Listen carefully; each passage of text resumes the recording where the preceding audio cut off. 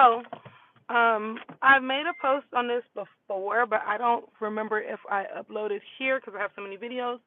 But if not, we're gonna talk about it now. So, in this day and age, it seems like it's harder and harder to find a quality service provider, whether that's a nail tech, a makeup artist, esthetician, hairstylist, whatever it is. It seems like it's really hard to find somebody form or they get too comfortable or whatever. And we all expect people to have a bad day here and there, but some people their bad days are more consistent than their good ones. And at the end of the day, these people are here to do a job, not to be your friend and get sympathy, right? So, what I tell most of the people that I know to do is if you see someone that whose work you like, right? Always, like, if you're on social media, always look for their clients. Look in their comments to see if their clients are engaging with them.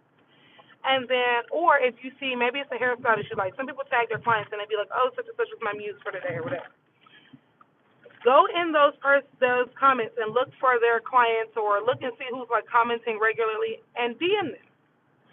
DM them and just let them know like, hey, I don't mean to bother you. I know you don't know me. My name is such and such, but I seen that such and such provided this service for you, and I wanted your honest opinion because I've been following them for a long time and I was looking to get services from them. A lot of people will always ask me like, well, what happens if like wouldn't those people be biased? No, because they're paying for a service. So for instance, even myself, when I send my clients to other people for whatever it is, if there's, let's say that like there was this one girl back in the day that used to do my ponytail.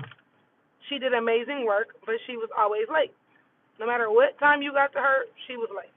Sis just had horrible time management.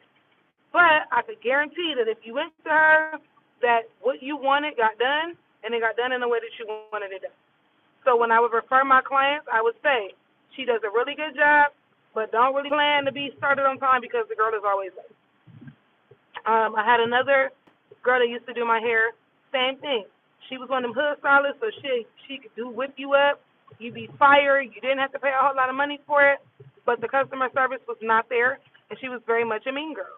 So I would let people know, look, if you want your hair done by her, go in there, say hello, sit down, don't say nothing. She's not mean, she's not friendly, she doesn't want to have friendly conversation, but you will get what you want and what you need. She may even ask you if you have a picture of what you want.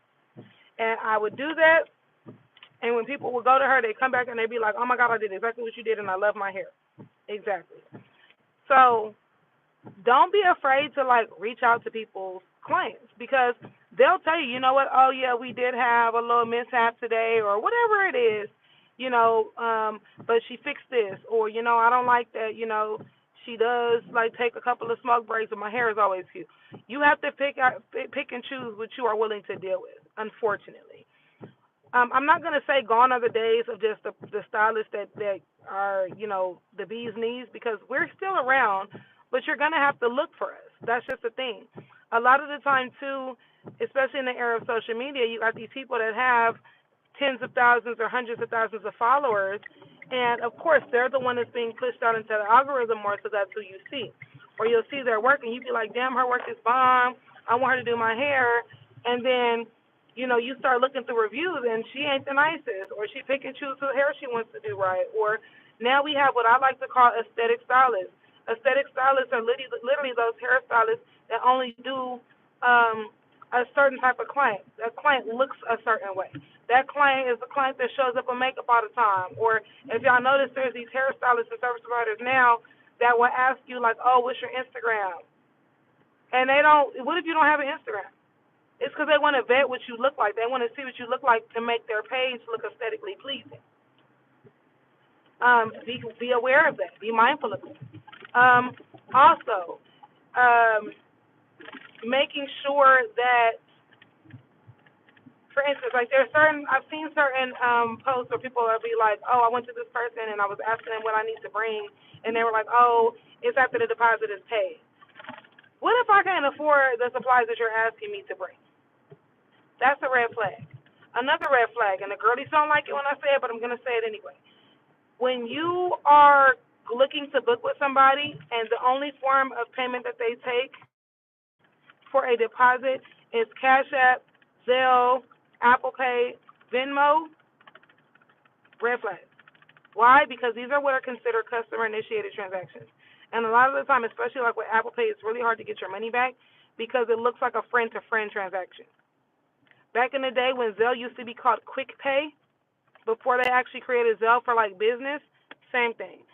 If you cannot pay a deposit through the booking site, if you cannot pay it through PayPal, I work from home, so my direct address is not listed. My address is given the day before the appointment, but the area to where I am is listed. Another thing as well is all of my clients can vouch for me. All of them. Most of my clients are referrals. That's another thing is like when you're looking through these people's social media and they're interacting with their clients, are you seeing the same number of people? Is this person retaining their clients? Because that'll let you know right there if this is a person that you want to be with. Especially because most of us don't like to hop chair to chair. We like to find the person, be content with that person, and stay with them. So keep that in mind as well. But the biggest piece of advice that I can offer is, if they have a website with reviews, or if they have reviews on Yelp or Google Business, look on that. Look on Facebook and see if they have reviews on their Facebook page. I actually reach out to my clients and encourage because I use Acuity.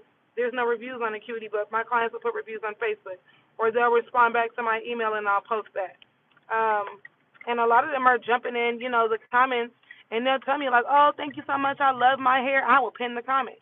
My clients don't mind, being reached out to ask. So I just feel like, unfortunately, it sucks that you guys have to literally interview people before you go and get a service done by them. You should just be able to show up. But unfortunately, that's just not life anymore. So I hope that this tip helps.